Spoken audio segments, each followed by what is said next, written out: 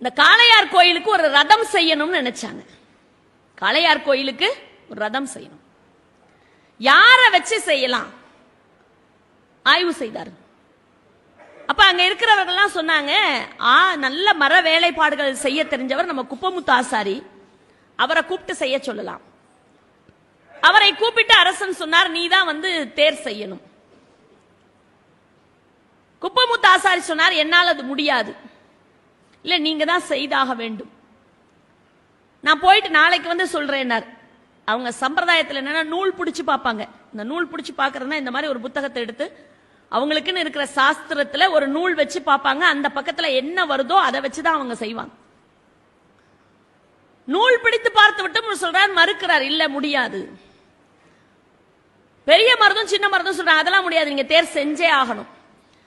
அப்ப உடனே குப்பமுத்து ஆசாரி கேட்கிறார், சரி நான் தேர் செய்வதற்கு தயாரா இருக்கேன், ஆனால் நான் கேட்கிற சன்மானத்தை நீங்கள் தருவீர்களா? எனக்கு என்ன சம்பளம் நான் கேட்கிறேனோ அதை தருவீங்களா? உடனே பெரிய மருது சொன்னார், என்ன கேட்டாலும் தருகிறேன். அந்த வார்த்தையில ஒரு அர்த்தம் இருக்கு பாருங்க. எப்பயுமே வார்த்தைகளுக்கு ரொம்ப பலம் அதிகம். என்ன கேட்டாலும் தருகிறேன். உடனே இவர் கேட்டார், என்ன கேட்டாலும் கொடுப்பீர்களா? திரும்ப இவர் அழுத்தமா கேட்டார் குப்பமுத்தாசாரி, என்ன கேட்டாலும் தருகிறேன். சில மாதங்கள் ஆனது, தேர் தயாராகிவிட்டது. பிரம்மாண்டமான ஒரு தேரை குப்பமுத்தாசாரி தயார் செய்து வைத்து விட்டார். தேர் நிலையிலே நிற்கிறது. அரசன் வந்தான், பார்த்தா மேலே இறைவனுடைய திரு விக்கிரகம் மேலே வைத்தாயிற்று. உற்சவ மூர்த்தி உள்ள உட்கார்ந்துட்டார். இப்ப ராஜா ஏறி அங்க மேல உட்காரணும். எப்பயுமே அந்த ராஜாக்கள் எல்லாமே மேல ஏறி அந்த தேர்ல உட்கார்ந்து இருப்பாங்க. பெரிய மருது தேர் மேல ஏறி உட்கார்ந்துட்டார். தேரினுடைய வடம் பிடித்து எல்லாரும் இழுக்கிறார்கள். ஒரு இன்ச்சு கூட நகரலைங்க. எவ்வளவு நகரல? ஒரு இன்ச்சு கூட நகரல. அத்தனை பேர் இழுத்தும் ஆயிரக்கணக்கானவர்கள் இழுக்கிறார்கள், தேர் நகரல. ஏன் தேர் நகரலன்னு யாருக்குமே புரியல. அப்பதான் ஒருத்தர் சொன்னார், இன்னும் குப்பமுத்து ஆசாரிக்கு சம்பளம் தரல. எப்படி சம்பளம் தரல? கூப்பிட அந்த குப்பமுத்து ஆசாரிய. வந்தார் குப்பமுத்து ஆசாரி. ராஜா கேட்டார், ஐயா தேர் நகர மாட்டேங்குது, உங்களுக்கு இன்னும் சம்பளம் தரலன்னாங்க, உங்களுக்கு என்ன சன்மானம் வேண்டும் கேளுங்கள். அது ராஜா அது யோசித்தார். ராஜா சொன்னார், எதுவாக இருந்தாலும் கேளுங்கள், தருகிறேன். எங்க சொல்றாரு? பல்லாயிரக்கணக்கான மக்கள் கூடியிருக்கிற இடத்துல சொல்றார், எது கேட்டாலும் தருகிறேன். உடனே குப்பமுத்து ஆசாரி சொன்னார், இன்றைக்கு ஒரு நாள் இந்த தேசத்தின் ராஜாவா நான் இருக்கணும்னார். கேட்டாரா? சின்ன மருது வாளை உருவினான். என்ன நினைச்சுக்கிட்டு இருக்க? யாருக்கிட்ட கேட்கிற? எங்க ராஜா கிட்ட. என் அண்ணன் பெரிய மருது விடமா கேட்கிறாய்னு வாளை உருவினான். மேல இருக்க பெரிய மருது கீழே இறங்கினார். தந்தேன் என்னுடைய கிரீடத்தன் எடுத்து அவர் தலைமையில வச்சுட்டார்.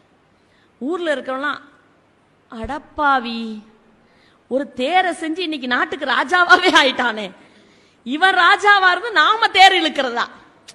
ஒரு ஆசாரி மேல உட்கார்ந்து நாம தேர் இழுக்கிறதா?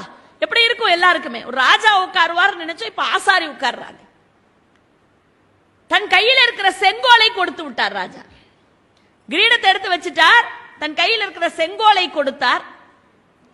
ஏறுங்க குப்பமுத்து ஆசாரி அவர்களே, இன்றைக்கு நீங்கள் தான் அரசர். சின்ன மருது அமைதியாருன்னு அடக்கிட்டு குப்பமுத்து ஆசாரிய தேர் மேல ஏற்றி உட்கார்ச்சு. குப்பமுத்து ஆசாரி தேர் மேல ஏறி உட்கார்ந்துட்டார். கம்பீரமாக அமர்ந்து விட்டார். இப்ப தேரை இழுக்கிறாங்க, தேர் நகருதுங்க. இப்ப தேர் என்ன பண்ணுது? நகருது.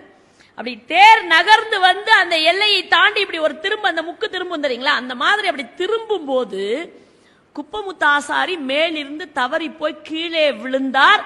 சக்கரம் மேலே ஏறி கீழே இறங்கிடுச்சு.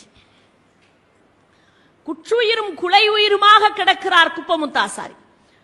மன்னன் கூடவே நடந்து வந்து கொண்டிருந்த மன்னன் துடித்து போய் பெரிய மருது தூக்கி மடி மீது போட்டுக் கொண்டார். ஐயோ, குப்பமுத்து ஆசாரி பார்த்து அமர்ந்திருக்க கூடாதா? இப்படி தெரியாமல் கீழே விழுந்து குற்றுயிரும் குலை உயிருமாக கிடக்கிறீர்களே, நான் எப்படி உங்களை காப்பாற்றுவேன்? கூப்பிடுங்கள் அரசு வைத்தியரை. உடனே குப்பமுத்து ஆசாரியை காப்பாற்றியாக வேண்டும். இந்த கலையை நான் போற்றியாக வேண்டும். இந்த கலையை காப்பாற்றியாக வேண்டும். அரசன் துடிக்கிறான். குப்பமுத்து ஆசாரி ஒரு நிமிடம் அரசனுடைய கையை பிடித்துக் கொண்டு சொன்னான், வேண்டாம் அரசரே, வேண்டாம். இந்த தேர் செய்ய நான் மறுத்தேன் தெரியுமா? நீங்கள் ஒத்துக்கொள்ளவில்லை. நான் நூல் பிடித்து பார்த்தேன். அந்த நூலிலே இருந்தது, இந்த தேரை எந்த அரசன் செய்கிறானோ அந்த அரசன் இந்த தேர் வீதி உலா வருகிற அன்றைக்கு இறந்து போவான் என்று சாஸ்திரம் சொன்னது. நீ சாகக்கூடாது என்பதற்காக நான் இறந்து போனேன். நீ மரணிக்க கூடாது என்பதற்காக அந்த மரணத்தை நான் ஏற்றுக்கொண்டேன் என்று சொன்னார். அது போன்றவர்கள் இருந்ததனால் தாங்க கோவில்கள் காப்பாற்றப்பட்டன, ஆன்மீகம் தலைத்து நின்றது.